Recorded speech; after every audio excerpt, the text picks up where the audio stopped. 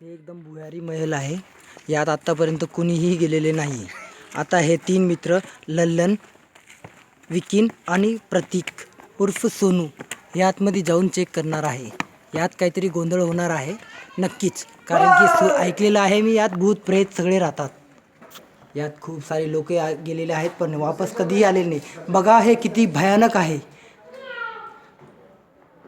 बघा हे किती भयानक आहे. यात आतमध्ये जे गेलेले माणूस ते कधी वापस येत नाही. हा बघा प्रतीक काय शोधतोय.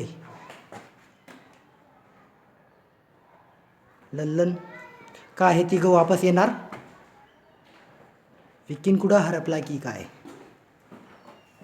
विकीन समोर जात आहे याचा अर्थ विकीन वापस येणारच नाही. हा प्रतीक आहे, शोध करता आहे. निडर व्यक्ती आहेत हे, पण यांना माहीत नाही निडर म्हणजेच काहीतरी धोका. असं ऐकलेलं आहे इथं 7-8 भूतं राहतात आणि कोणीही भूत येऊ देत नाही. हा आहे विकीन जयस्वाल.